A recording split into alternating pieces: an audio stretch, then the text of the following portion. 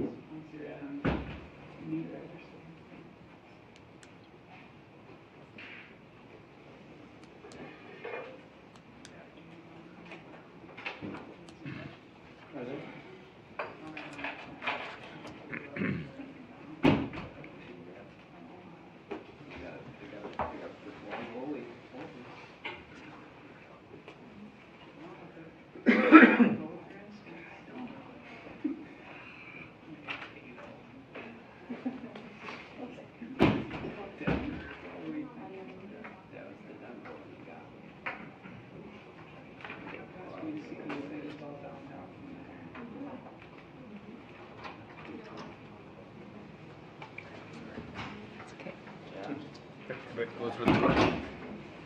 Call to order the meeting of the Board of Managers of the Minnehaha Creek Watershed District for April 9th, 2015. I actually listened to the tape from the last meeting and I gave the wrong date. I hope that didn't invalidate anything that we did that evening, but this is the correct date, April 9th, 2015. Is there anyone here who wishes to address the board on a matter that is not on the agenda or is on the consent agenda? Seeing no hands, we'll move to approval of the agenda. Move approval. Motion, is there a second? Motion and second. Any changes to the agenda? All those in favor, please say aye. Aye. Aye. Our first item of business is introduction of new staff.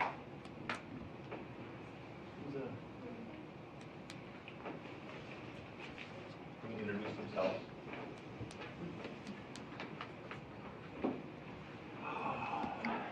Not sure where. Either mic, either the table or at the standing mic. Wherever you feel comfortable. I'll sit at the table.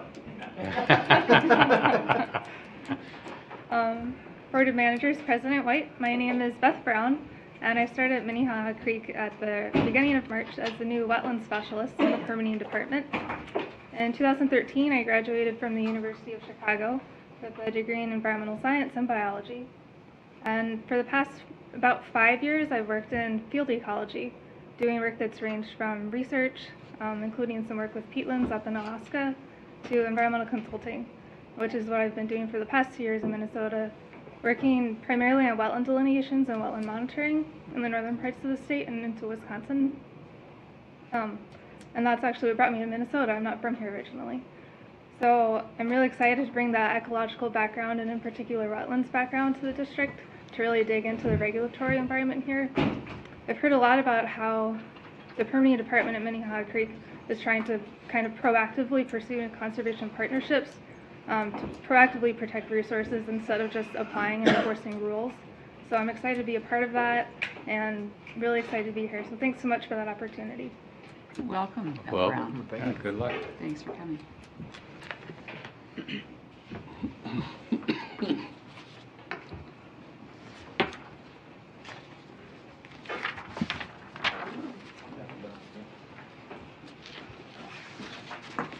Welcome. Hi. Hi, Board of Managers and President White. My name is Lauren Sampedro, and I'm the new district representative in the permitting department. And I'm a recent graduate from the University of Minnesota. I graduated in 2013 with a Bachelor of Science in Environmental Science and a minor in biology. And I have a pretty strong background in water quality. My most recent position was with Freshwater Society as the first Green Corps stormwater member and program assistant working on the Master Water Steward program. And I also have interned in the past with Ramsey Washington Metro Watershed District. I have participated in water research at the University of Minnesota, and I've also interned with the DNR as a watercraft inspector. And I'm really excited to utilize my stormwater knowledge and my experience in customer service and to help the permitting department be more customer service friendly.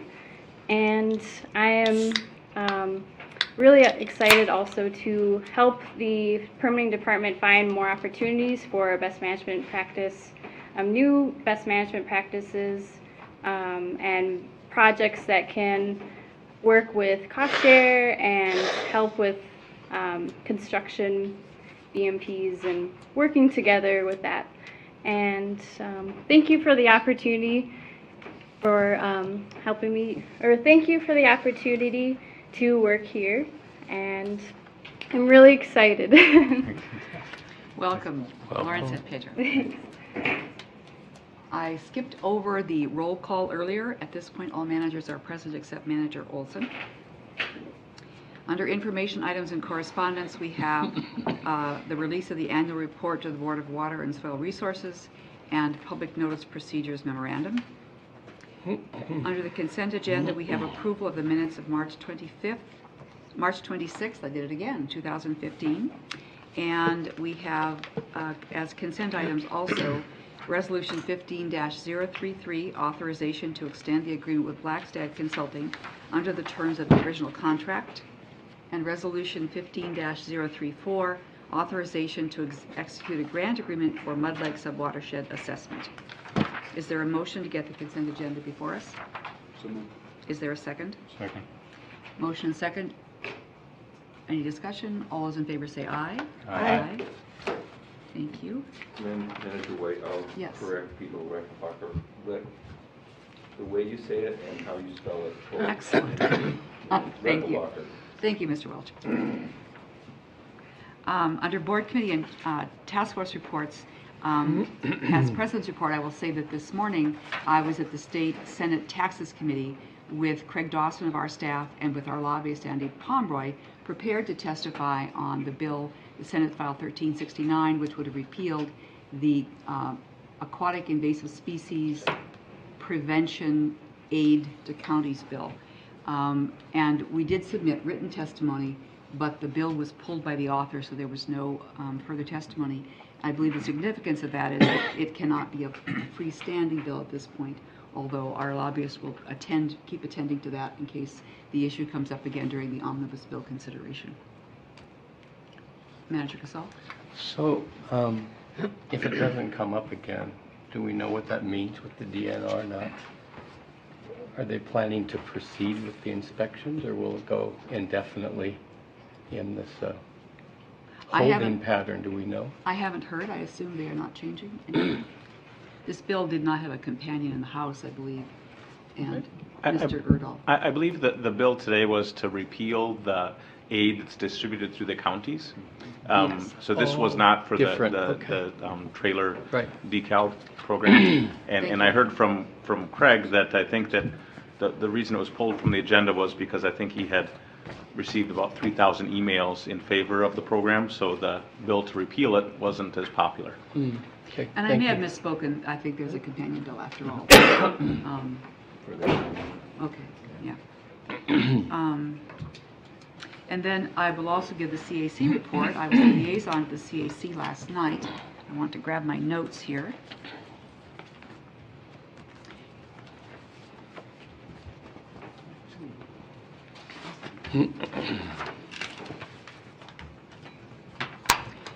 There was a visitor at the CAC last night, someone from the Prior Lake Spring Lake Watershed District. They considered the three cost share proposals,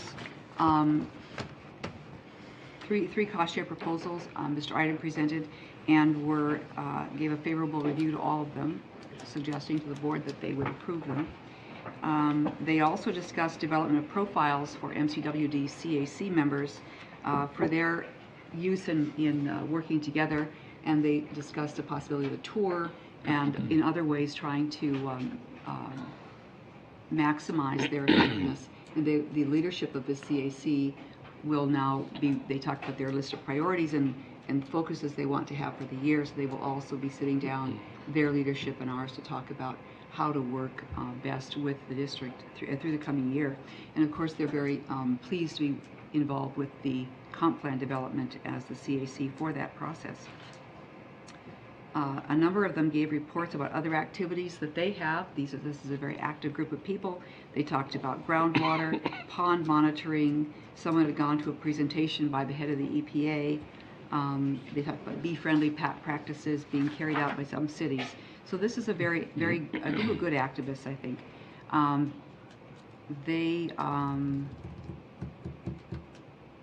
They discussed upcoming events, and they're interested in attending some of those events, including our Shallow Lakes Forum and some NEMO events, the Clean Water Summit. So they talked about everything and adjourned early. That was the meeting. I have nothing further unless anyone has a question. Are there any managers who want to report on other meetings, task force events that they've attended? Then we'll move on, the upcoming meeting and event schedule. I will make two little notes here, two changes. We have the retreat on April 30th, noted as a 4:30 tentative. That will be a 5:30 meeting time. And the liaison for the CAC on May 13th is not Manager Blixt, but Manager Olson.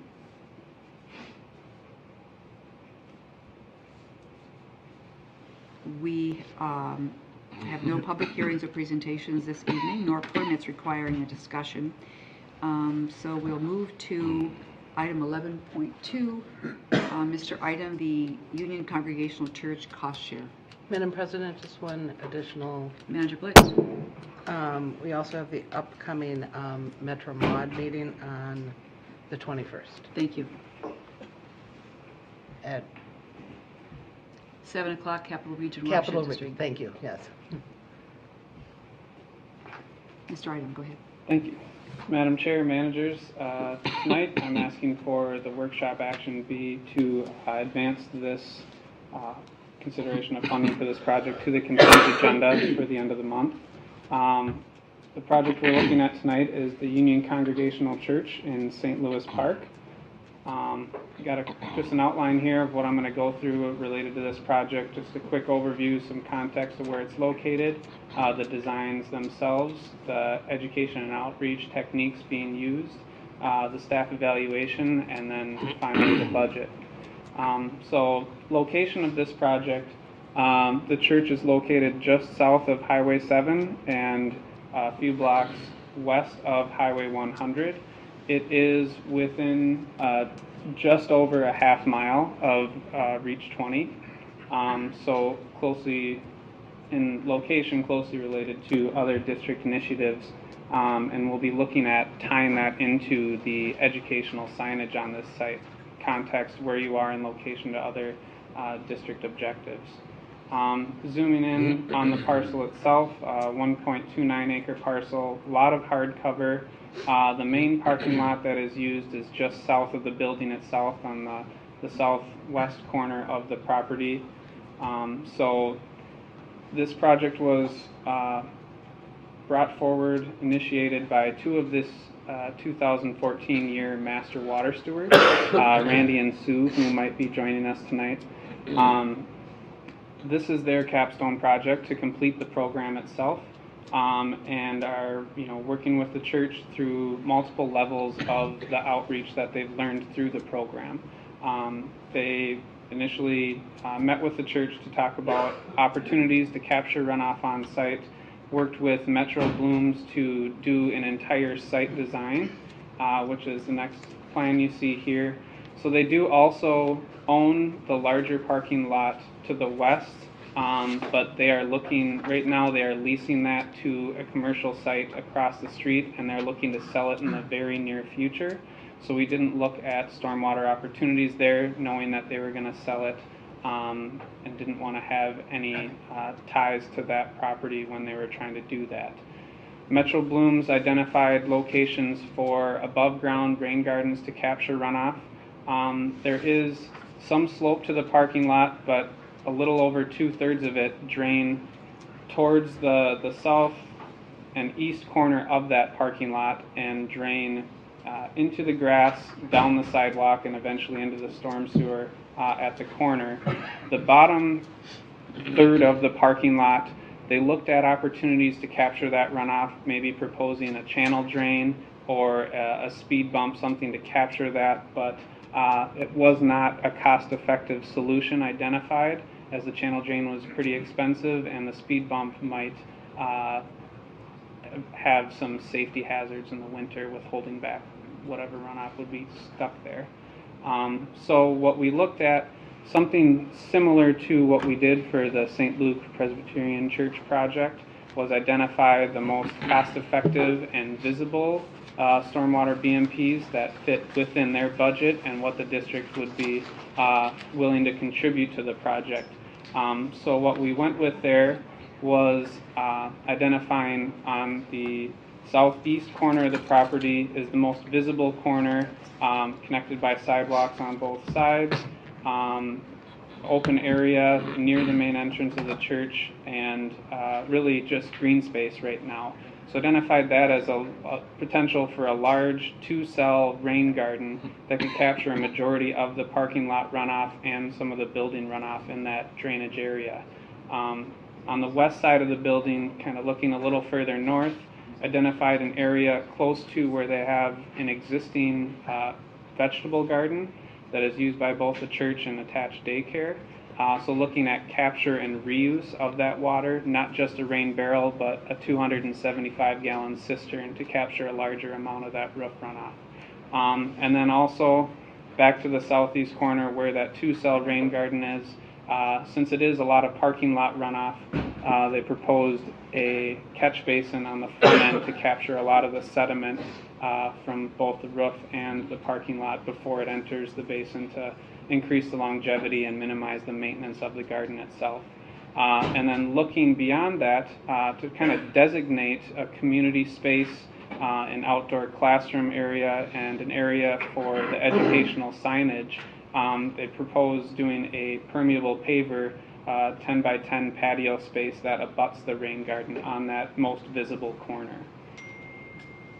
So here's a zoomed in version of the 2-cell rain garden. They'll be connected by a swale for the overflow from the first to the second, moving west to east, and then that proposed patio space with sitting area and educational signage in that corner. Just some details to show what the catch basin proposed looks like. It's going to be similar to a rain guardian, where it'll have a grate on the top for the water to fall into that can be removed to remove the sediment that's captured inside of it. Detail of the pervious pavers and the rain garden itself. So now moving into the education and outreach tied to this project. One of the strengths, as this fell into the community engagement category of the cost share review. Again, attached to the building is a Kids Zone Child Care Center, daycare. It was voted the best St. Louis Park daycare by St. Louis Park Magazine last year. Over 50% of the students live within 3 blocks of the church, so a lot of them walk to and from the school, parents walking with them. So, you know, an opportunity on their way to stop in and see this. And you know, they are committed and already do have environmental curriculum where they talk about nature with the class, and they go out and explore pictures showing them in the garden last year. So looking to propose more of that. It is a daycare, but they do have kids through the age of 5 and a half there. So it's not just 2-year-olds and 3-year-olds that you know, they'll be able to go a little further, dive into water usage and plants that attract wildlife. Potential partners with the project, St. Louis Park Magazine did an article last year highlighting this garden as it relates to the vegetable garden, as it relates to the church and the daycare and the uses from it. So looking at coupling that this year now with the new rain garden features on site. Hopkins and St. Louis Park High School environmental science clubs, looking at potential ways to work with them.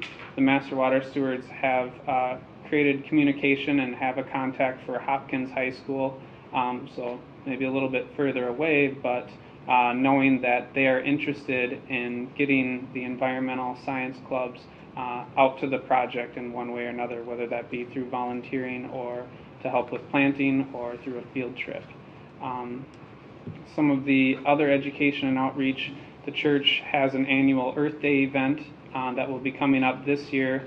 Looking at this year, if this project is approved for funding, at hosting, explaining on the front end to the congregation what this project is, what the importance of it is, and then having an open house in the fall to showcase the project. The church does have a monthly newsletter, weekly email, and website promotion that will all be used as ways to publicize the project itself. Again, 2 Master Water Stewards tied to this project, and they're willing to, when they help with the open house and explaining the demonstrations of the project, giving out consultation coupons. That's something that most Master Water Stewards have to then have a voucher be used for anyone that gets one of those to have the master water stewards come to their site and do an initial on-site consultation of what opportunities there may be at their own site for stormwater management. Outreach with other congregations. The master water stewards are tightly tied to the Alliance for Sustainability, who received a Cynthia Creek grant, working with other congregations. So using this project along with the St. Luke will be hosting one of those Alliance for Sustainability workshops next Monday. So looking at in the future, this could be another host site for one of those. And then the educational signage, I think, is a big opportunity for the district to not only show the demonstrations and importance of this project, but also connect our objectives from this project and how they relate to other district initiatives in the area, like the Minnehaha Creek Greenway. So incorporating that into the signage so people understand how close they are to some of the other amenities that the district is providing in the area. So I just put up to show you guys the cost share evaluation. This is the newly approved criteria that we look at to review projects and how this project scored out with that. So as far as water quality goes, an annual volume reduction, 245,000 gallons of water would be captured per year through all of these practices. 132 pounds of total suspended solids and 0.5 pounds of phosphorus removal. So this being a large amount of that runoff being roof and parking lot, there's a lot of pollutants that can be captured through this. The project scored very high on education and outreach, as they're utilizing all of the different objectives that we would hope would be incorporated in a project like this. And then as far as the water resource prioritization, again, being within such close proximity, hopefully we can create some linkages for people with this project to some of our others. So the total cost for this project, for what qualifies for cost share funding, $20,700. There was what was presented to the Citizen Advisory Committee was not a permeable paver patio, but otherwise a Chilton stone, which kind of fit more with the look of the church. But after conversations, after that was recommended to still be incorporated with funding from the CAC, we clarified that the cost share program only funds stormwater best management practices that reduce runoff. So by altering the design to now be a permeable paver patio, it is just really capturing the runoff that falls on it and some overland flow. The rain garden is really doing a bulk of the work, but it is another type of BMP demonstration and will really tie into the community outreach of creating a community space on that corner for people to use. So staff recommendation, authorize funding of 75% of the total cost of the project, not to exceed $15,525 from the cost share fund for the installation of the 4 BMPs. Thank you. Is there a motion to get this before us? Move approval. Is there a second? Second. Discussion or questions, managers? All those in favor say aye. Aye. Opposed? Thank you, Mr. Item. Thank you. Looks like you get to keep your seat. Oh. Yes. Sue and Randy? Yeah. These are the 2 master water stewards that are tied to this project, and they're the ones that initiated the conversation with the church and the design and all of the outreach that goes along with it. So, Welcome. you. Thank you very much. Thank you for your work. Shown her, who is from the church. Wonderful. Congratulations on the great tactic of just waiting.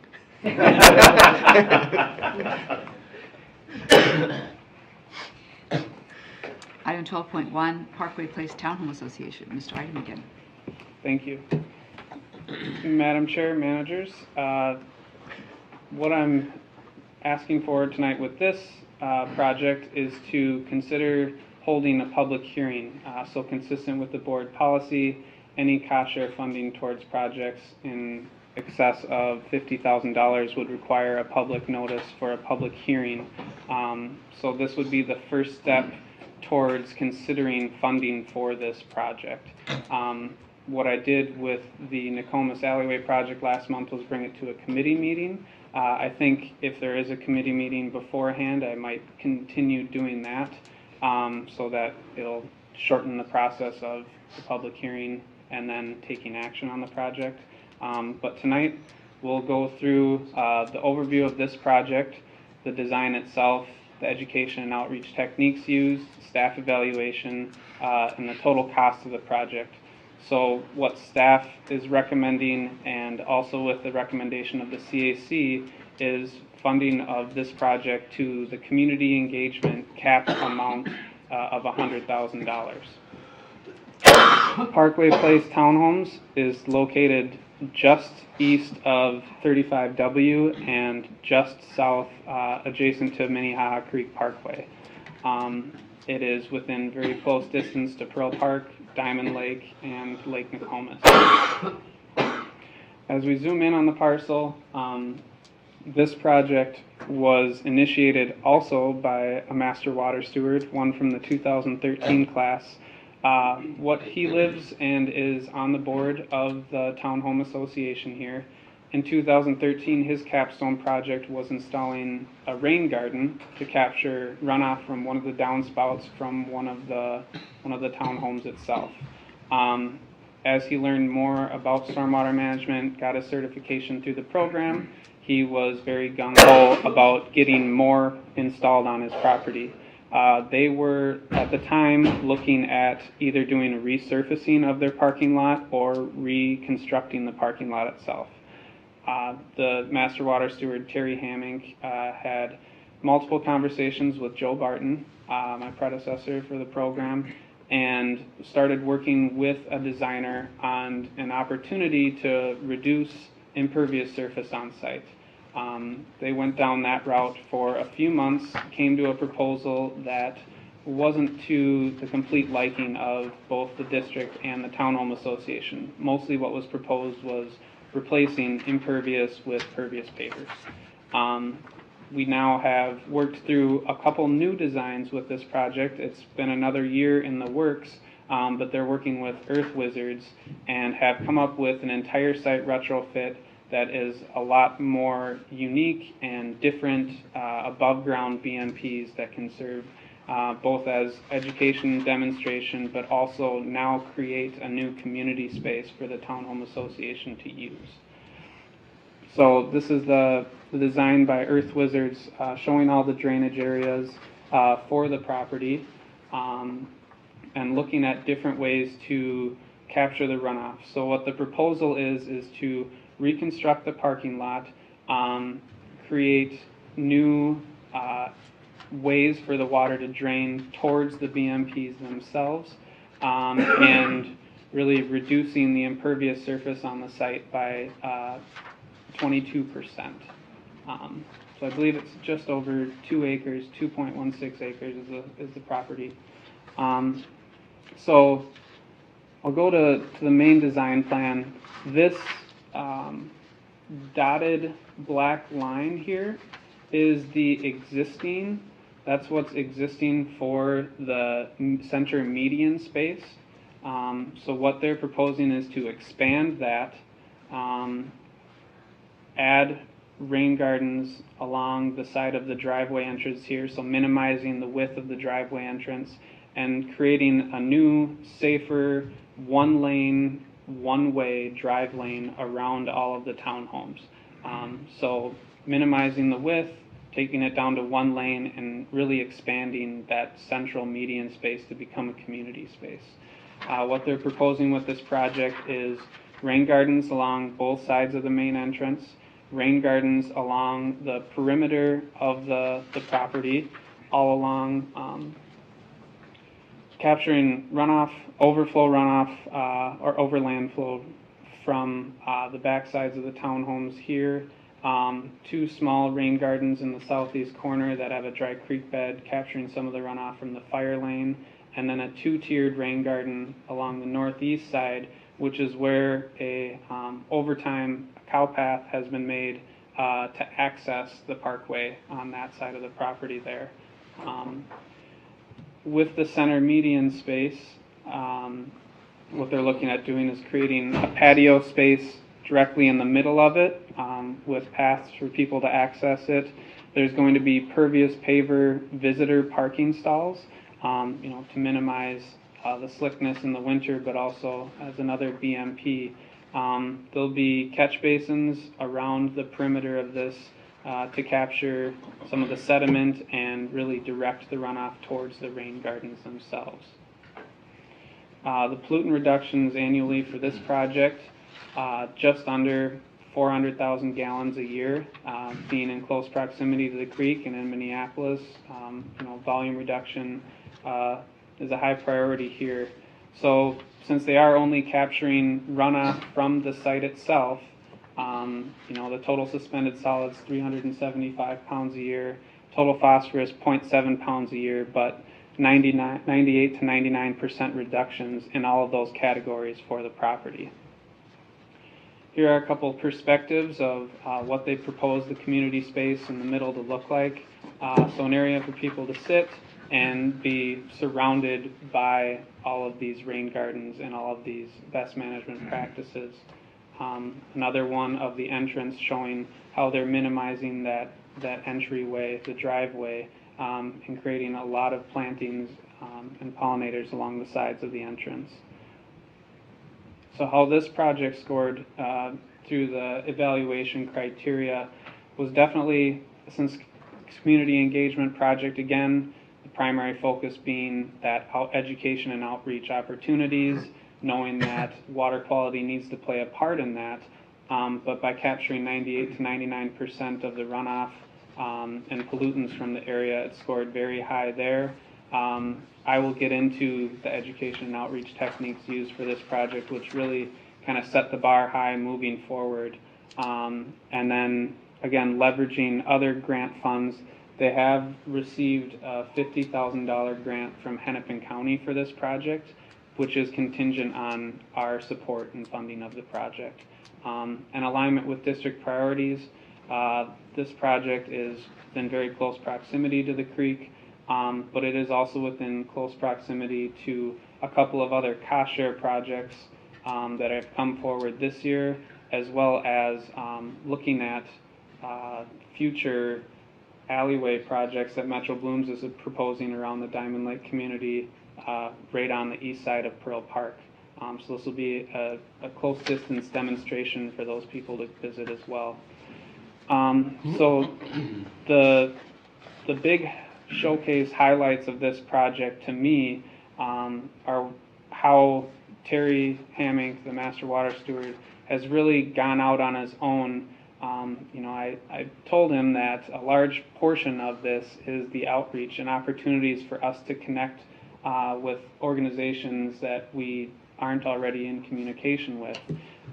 So a big one that he reached out to is Cities Management, which is the management group that manages their townhome association, as well as 125 other associations, most of which are within the state and a majority in the metro area.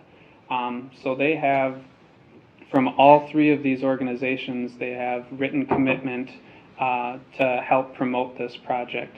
So Cities Management got them in touch with the Minnesota Multi-Housing Association, which does education for both associations that are managed by other management groups or that manage themselves. And through that, they're looking to promote this project not only for demonstration of what other townhome associations can do to reduce runoff, reduce stormwater utility fees, but also as far as it's going to get nominated for an environmental award through these associations. So getting national recognition is a possibility for this project. Community Associations Institute, looking for future article in their magazine, which we do have a commitment of they want to write an article on this story or on this project. So all of these are commitments to some level that they really see the benefits from this project and want to help promote it. The next page of partnerships that have been created here. Connection with the neighbors. This is somewhat of a historical site where it was the site of the old Page School. So they have hosted community events here in the past and propose to continue hosting events here, especially once the installation is complete. Next door is a social network, one in particular for the Page neighborhood. Is one that they have access to, so they can upload stories about the project, how progress is going, the development of it, and that has over 300 members to it. So through the social network, they're going to be able to tap into that as well. Freshwater Society, since Terry is a master water steward, he's kept a close tie with them. And they're willing to provide funding for incidental costs for the open house itself and informational meetings.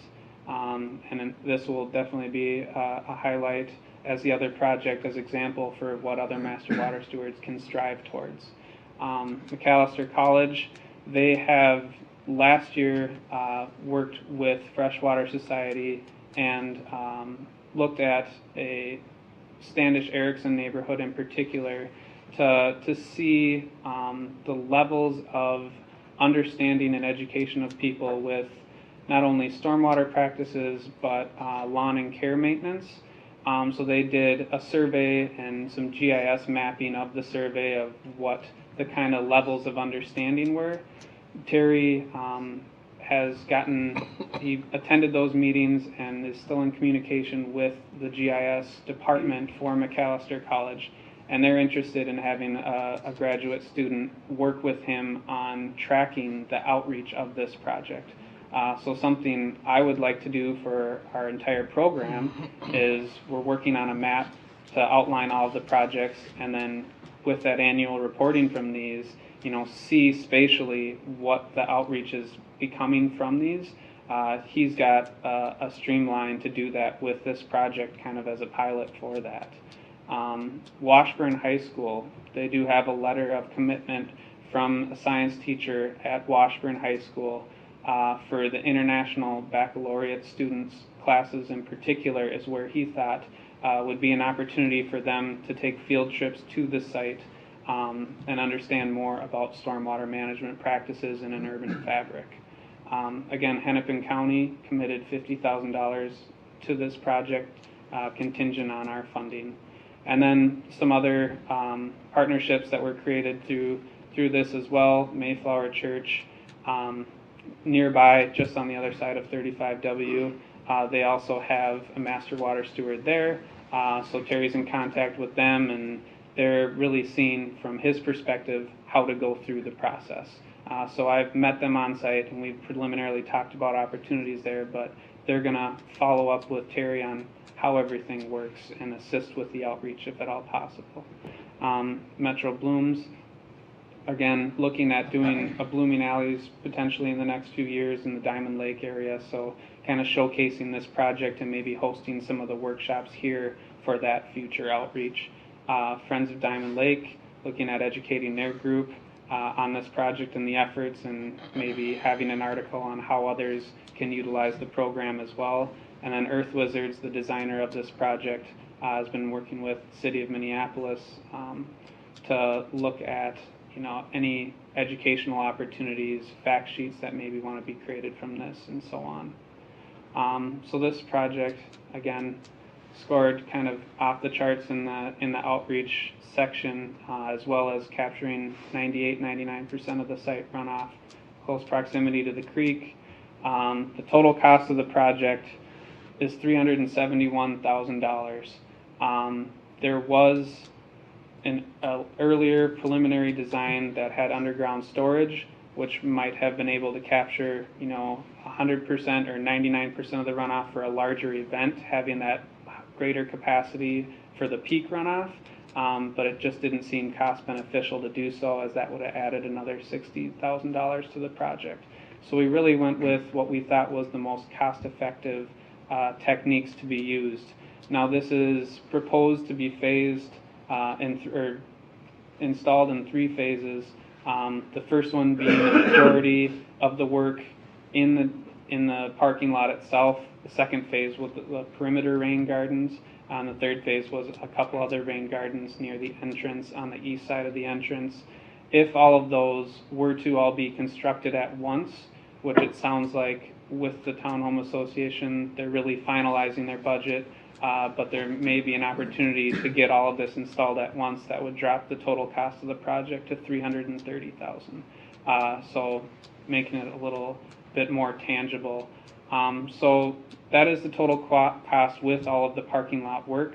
So what qualified for cost share funding was $260,000, scoring to a recommended staff funding of 75%, capped out at that $100,000.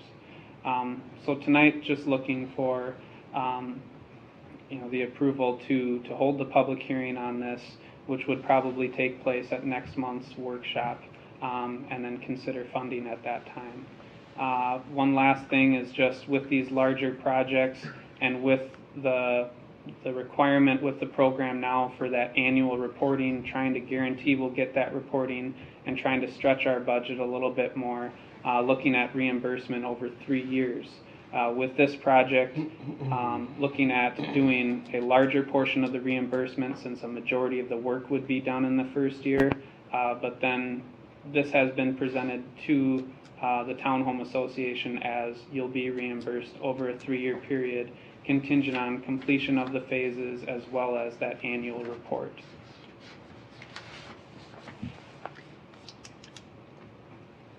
Questions? Manager Calkins. I would move the staff recommendation. It was scheduled for public hearing. Is there a second to that motion? Second. Any further discussion? Manager Blixt. No discussion, I just question, the funding through Hennepin County is coming from what area? Just out of curiosity. And is it something that we can tap for other things, or? I wish I remembered the name of the grant that they were using, and it's not in Rich Fund, but they originally looked, Randy Anhorn is the one who led that. They were originally looking at a $20,000 to $30,000 grant through, I believe, which was that Enrich Fund, but he found another opportunity that grant time kind of closed and a new one opened up, and so he moved this project to the top of the priority list for this new grant. I'm sorry, I don't know the name of it, but can have that for the public hearing for sure. I think that would be helpful. Definitely. Manager Schiffler. So if they're going to, this cost structure is predicated on completion in 1 year, is that right? What I've laid out was for completion of the majority of the project in 2015, and then that second and third phase be completed in the second year. That was under the understanding that they might not be able to afford the whole project in 1 year. Okay. So I don't know if we want to keep that cushion in case they're not able to complete the entire project in 1 year. But if it were all constructed in that first year, we'd still keep the same reimbursement of 25 and 25 for the 2 succeeding years. Can I just continue? Yes. I like the idea of structuring it over multiple years, and I guess I was kind of wondering who the fiscal agent was and for the whole project, and if the cost structure changes, what's the possibility that they come back looking for more money? Well, we've had meetings with the designer and with who would subcontract some of the installation, and they do some of the installation themselves. And they were, I guess, under the same understanding as the Town Home Association on a financial plan to pay for the project. Okay. So I know that they both are in agreement to that, and they both would really like to get it all installed this year, if at all possible, to cut that cost down. Yeah. And presumably the Town Home Association then is the recipient of the funds and. Yep. So they have in their funds, for what they've been accumulating over the years for parking lot and for redoing the roofs, all of those things are in a budget, and that's what this would be coming out of. So they have, I believe, 200 and some thousand in there right now. Okay. So they didn't want to, they weren't sure if they were going to be able to deplete the whole thing this year, or might have to stage it in certain sections, but it sounds like they're looking towards doing it all this year. Okay, thanks. Manager Miller? It's $10,000 a unit. I could, you know, what mechanism do they have for doing that assessment? Because this is an extraordinary assessment. You know, the renewal and replacement fund has got a couple $100,000 in there, but that's kind of set aside for regular renewals and replacement, like you mentioned, roofs and redoing the decks and all that kind of stuff. And this is a pretty extraordinary, so there'll be no funds available in their townhouse association funding. How sure are we that they're going to fulfill their $10,000 a unit commitment? Or even be able to? Reimbursements. Yeah. These are contingent on the completion of the project, but I think we could have someone from the Town Home Association present during the public hearing to, further discuss where they stand on that. But from multiple meetings, board president of the Town Home Association and multiple members in the meeting, they've been pretty committed to installing this project. Townhouse associations are notorious for breaking down their composure when they get a big assessment. So I don't know how binding you can be on an association. Are they a legal entity? They're a legal entity. Mm-hmm.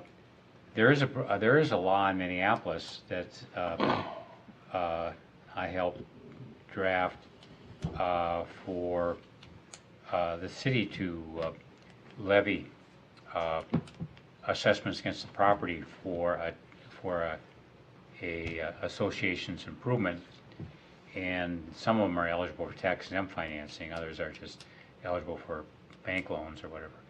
But you should find out about that too, in case they have some issues about fiscal implications of this, because that sounds like a lot of money to me. If you had a street assessment of $10,000, you get pretty nervous about that, and it's spread over 20 years. So, Manager Casal? Well, that brings up the other question about a declaration for requiring funding for maintenance and replacement. And of course, if they do that, if they do a declaration, then that would bind them to put those funds away. And it seems like it would be important for us to find out what they do have in their reserve funds regarding what Manager Miller was asking, because if they have a healthy reserve funds, then they can fund that out of it, and what's their plan to replace those funds, because I've had lots of experience with associations, and Manager Miller's words are appropriate. Sure. I'll come with those numbers to the public notice. Any other questions? The statistic you had, the 99%, that was for the 1.25 inch rainfall? Yes. Mhm. Both of these projects were measured on the inch. Okay. And this, of course, went to the CAC a couple of months ago, or last month? It went to them twice, and yes, it was last month where they made the recommendation. Mhm. Prior to that, we looked at, there is, the Town Home Association property, and the property line ends just on the back side of the north buildings, and there is somewhat of a bluff that goes down to the parkway. And so the first time it was brought to the CAC, we wanted to explore any opportunities to either restore that or find a way to get educational signage down there to kind of bring people back up to the property. After clarifying that with the city of Minneapolis, That's the city land, and so any project going on there would be separate from this project. But it's not out of the question to tie in the restoration work there, because there have been a lot of trees removed. Okay, thank you. Any other questions or thoughts? Mr. Welch? Just a brief thought, the issue about the townhome associations, they are an interesting beast in state law, and the district does have, I believe we've done two cost share projects with townhome associations that I think went fine. Yep, Cedar Trails, and then the one in Brookside. Brookside. Yeah. With the, But they weren't this, Not this big. this assessment per unit. No, no, they weren't nearly this size, that's true. So we have the reassurance of the fact that this is a reimbursement program, but we still need to get through 3 years and then maintenance.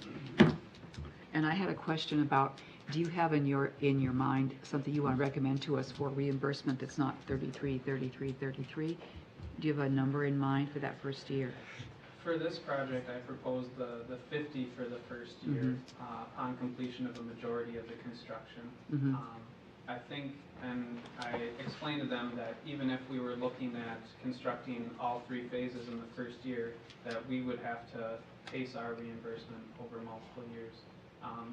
I think it's nice to have the flexibility to work that reimbursement out per project, depending on the funds available that they have and how big the project is. For this one, proposing that 50,000 reimbursement for year 1, and then 25 for year 2, and 25 for year 3. Okay, thank you. Manager Casal. Yeah, the one thing you could find out, there's legislation within the last few years regarding homeowner associations that require an association to have adequate reserves and prohibit the association from emptying those accounts. Many older associations have the necessary things built in, but they can change them at any time. The newer rules can be adopted by the association, which ensures that the funds will be there and can't be changed. So if you could find out if they have subjected themselves, it's an older association, so it wouldn't originally be that way, but see if they could, if they have subjected themselves to that newer one, because that would guarantee that all future expenses have to be fully amortized in their dues. I'll try and find, I'll look at my records and find out what the name of that is, so you know what you're asking. I'll get to you with that. There is a motion and second to approve this for public hearing. Any further discussion? All those in favor say aye. Aye. Aye. Opposed? Thank you, Mr. Riddle.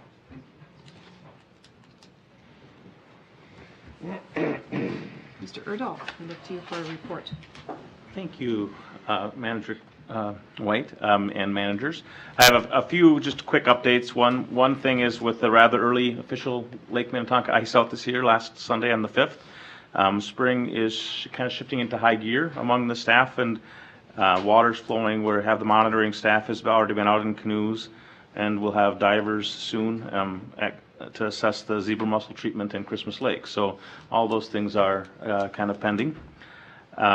We had a presentation this past Tuesday morning by John Himley to present the public opinion survey results to staff, and he's also going to be presenting that to the Board of Managers. I think at the workshop next month is the plan. Probably a shortened version. It was a little over an hour, I think, with questions and everything else for staff. But I think that there's some nice feedback from the public survey that was completed that will be kind of in context with other information we're gathering. Is very useful in terms of kind of going forward with the comprehensive plan process. Speaking of the comprehensive plan process, the technical and policymaker advisory groups will be established soon, and they'll get meeting within the next month or so. And kind of the next phase also starting next week already, we're having some self-assessment processes that will be happening first with staff next week, and then following with the Board of Managers as well, to look at kind of the 2007 plan and where we've come since then. I've also had a chance to meet with some of the local leaders in the AIS community about some that lead in some of those issues, and kind of getting their input into various tasks that we have coming up ahead, and we hope to have some good news to share soon regarding a grant from the Initiative Foundation that was submitted to support a pilot program with kind of a new approach to monitoring and inspecting. So again, stay tuned for that as we kind of hear that should be coming up quite soon as well. Thank you. Manager Blixt. I just, not a question, and maybe not so much for Mr. Erdahl, but maybe he could answer it, I'm not sure. I'm just wondering what, if we've come up with a plan for who's going to be responsible for his personnel file? Because I know that I'm not sure that we ever determined how that was going to be handled for him as coming into his new role, so. I thought we had a big discussion on that, and the attorney was going to keep it. Is that? That was is what that- the board acted on, as I recall. Maybe I just don't remember. I just wanted to make sure that we had something in place, so. Yeah, we is do. that- Okay, I'm not, I'll have to find out and confirm that with you, but to the degree that I am aware of that happening in the periphery of my office, that is my understanding. okay, great. Thank you for asking the question. Anything else before we adjourn? Manager Blixt. Well, the other question I have is just wondering, since it's 7:45, just wondering if, in the future, if there's a way to kind of figure out if we're gonna have these shortened meetings, if we could maybe not have a meeting, or, put some of these items on, a different, just kind of in the, just trying to reduce the number of meetings that we have if we're not gonna have the amount of business that would require us to. Well, it's your motion that established the workshops, because we had the 2 committee meetings and the board meeting, where we're trying to cut down the number of meetings that the board would have to attend, and the number of meetings, most especially the staff would have to attend. And you wanted the workshops, and we didn't think they were necessary, but we agreed that we should do them until we proved that the system wasn't working well enough. And I think we have now. I think there's a need for workshops from time to time, but I don't think we have to purposefully just have a meeting every month just because it's on the calendar. I agree with you. So what I would recommend is the president determine whether there's enough substance to a workshop agenda each time, and if there isn't, just forward the material to the regular board meeting. And I'll make that motion. Could I ask you to hold back on the motion? Or You can ask me. all right, a motion is on the table. Is there a second? No, I'll take it. Okay, thank you. Mr. Erdahl, do you have anything to say? Yeah, I just wanted to mention that we had a meeting also with President White and John Himley earlier this week before this presentation about the public opinion survey, trying to kind of put together the agenda and a plan and program for the board retreat, the 30th of April. And one of the things that we really wanted to focus on there was how the committee structure is working right now, how the meeting structure is working, if there's some things that are working well with that, if there's some challenges that we need to improve and work on to improve, effectiveness and efficiency, and all those types of things. So Manager Blixt, I think that's a great question when we have kind of a meeting, and I've been incredibly impressed with the level of dedication of time and effort of the entire board. So we certainly want to maximize and take full advantage of the use of your time without being overly greedy with your time. So if there's a way to kind of improve efficiency, I think that's something that I think is a great direction going forward. And whether to Manager Miller's perspective, if it's something where there's a timeline or a call of the president, or whether we kind of have a process that's better defined so that we can kind of have agenda items flow into the next meeting when there's not sufficient for a full meeting. I think that's a great idea and a great topic to discuss further. I'll recognize you in a moment, Manager Casal, but I did want to say myself that this is something that's important to talk about the retreat, about not only who can cancel a meeting, who can call a meeting, those kinds of questions. And in general, not referring to tonight's meeting, but in general, the meeting is important for each. It's 100% important for every issue. We may not have a long meeting or a lot of issues, but for every single applicant or staff member who has a project to put forward, whatever, that should be rated in and of itself. Everything has 100% importance, issue by issue, just as a general rule. Manager Casal.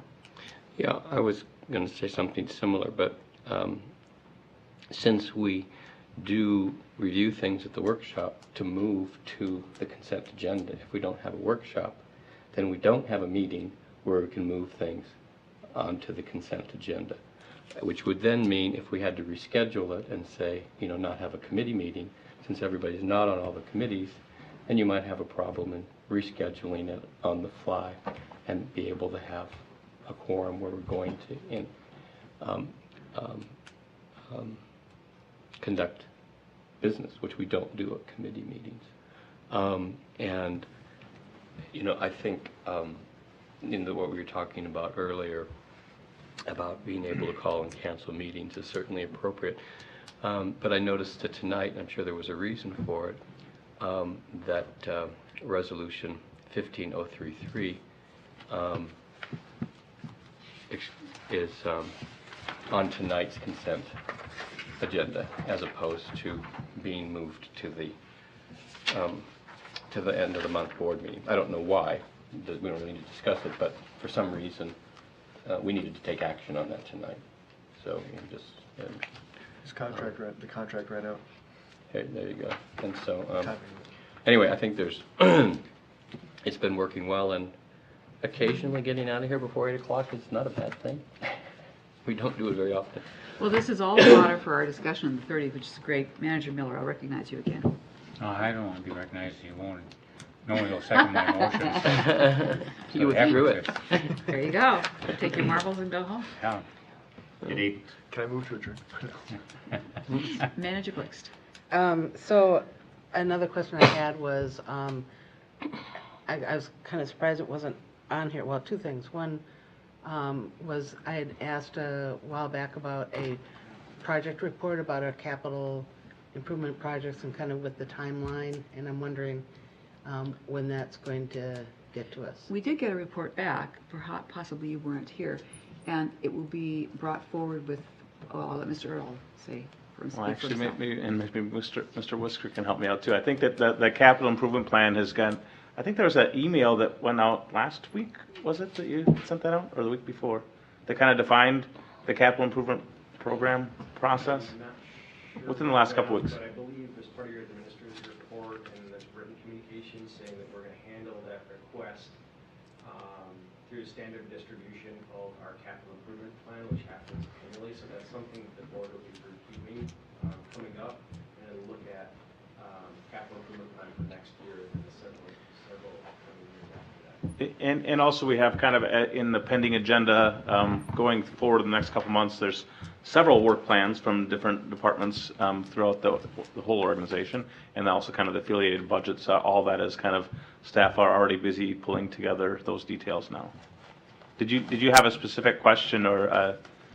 Well, really, I was looking for kind of a layout, really, for kind of thinking about where we were in the process of a number of the projects that we have coming up, because there's such a process with, getting to putting them in the ground. And so I was just really wanting to get a sense of, where each of where they are in the process, so that we I just feel kind of unsure about what's going to be done in next year and the following year and the following year after that, just to kind of get a sense of looking forward in terms of our levy and where that's going is really what I was looking for. Manager Miller? It's timely you asked that, just because it's on the agenda for the next planning committee meeting, and not only identify the levy, which which is important, of course, but identify all kinds of other sources of funds that can be that we can develop work programs around trying to secure, in addition to just levying a tax. So I think, is that the next meeting we're taking it up? No, It's something, it's on the it's a future meeting. future meeting, okay. It was, the future, it was presented as ongoing work, forthcoming work programs of the planning committee anyhow. Thank you. Manager Casal. Mr. Risker, it seems that not too long ago you prepared for us a spreadsheet that showed all of the projects in progress, where they stood, where the funding is. It was quite comprehensive, and it has everything in it that Manager Blisk was asking for.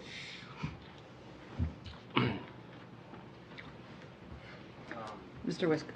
Manager Casal, managers, I don't remember doing that, but it's entirely possible I did. And I'm not sure when you recall receiving that. We've got, various working draft style documents like that on staff to just inform the ebb and flow of projects. But the document that the board uses for capital project planning, levy planning, and budget planning really is the capital improvement plan that we release annually. It goes through the board process, it goes through public release process. It could be that you receive something more detailed, but that's working draft. Okay.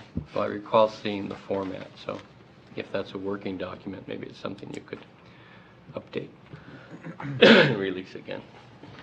Yeah, and I know what you're talking about, and I want something with a little bit more detail than that to have a sense of where some of the projects are more internally in terms of the process that we need to go through to get them ready to levy. Manager Miller. Okay, in July, I just looked up, July is the agenda items for that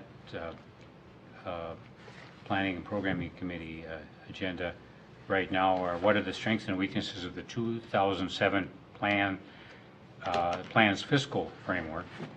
What other financing strategies should be considered in addition to the levy? What is the right balance of resources between the two tracks? And what is the role of grant funding? And how are we to align our resources with those of our partners? I think that'll cover those issues. So it sounds to me like we're going to get this in a very orderly, our normal fashion, normal rhythm coming up soon. And if you had a particular concern about a project, you could always route a question through Administrator Erdahl. Well, it was a resolution that was passed by the board. I can go back and look in the minutes. Well, I think we're going to handle that in July, Could you track that down? I will. And give us that information Sure. to Mr. Erdahl and myself. Yeah, So I'd that be we don't happy miss to. that. Thank you very much. Manager Shackleton.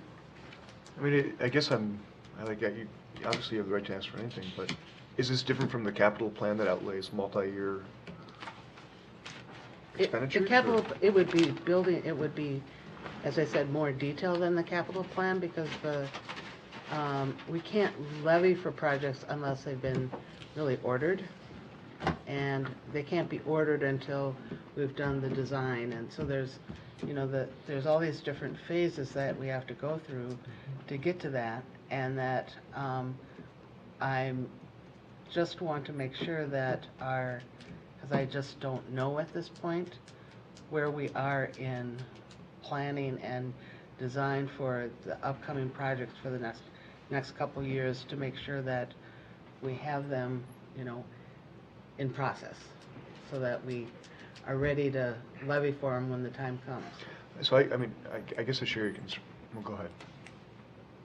Well, no, I guess I share your concerns, but I think it's also our role to let our staff do their work, and we kind of set them on the path of doing their work of developing plans and figuring out how to order things, and once they've ordered things, figuring out how to,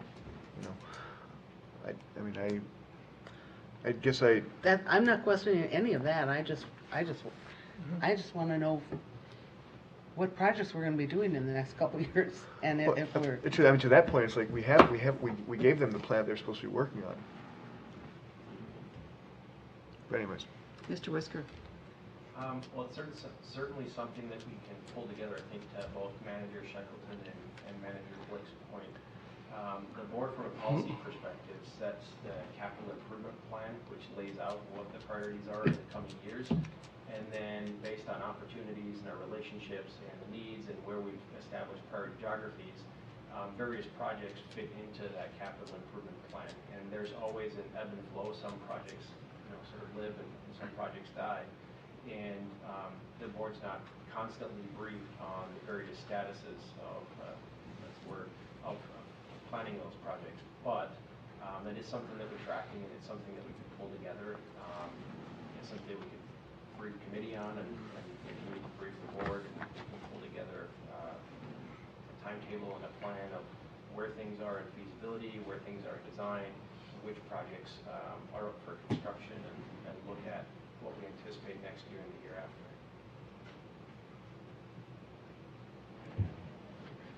Are we adjourned? Ready to adjourn? I have another question. Manager Blixt. I'm just wondering where we are in the hiring of our mediator. That right now is sitting in my hand. I think it's on my desk rather, to look at possibilities. And I've been looking at the idea of using a retired justice or judge, and I am pursuing some ideas there. Okay. So, is that out of the Office of Dispute Resolution? Because I thought that's what I'll we need to all... work with Mr. Erdahl and look at the agreement we have with them and see what our obligations are and then move forward. I see. Okay. All right. All right. We are adjourned.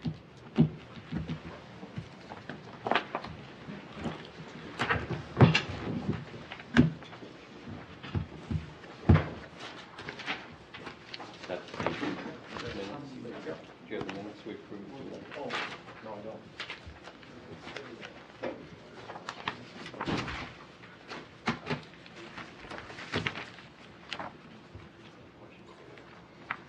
Were the minutes approved with Yep. Yeah, but we need to fix Mr. Rappelbacher's name. Peter Reckenbacher's spelling.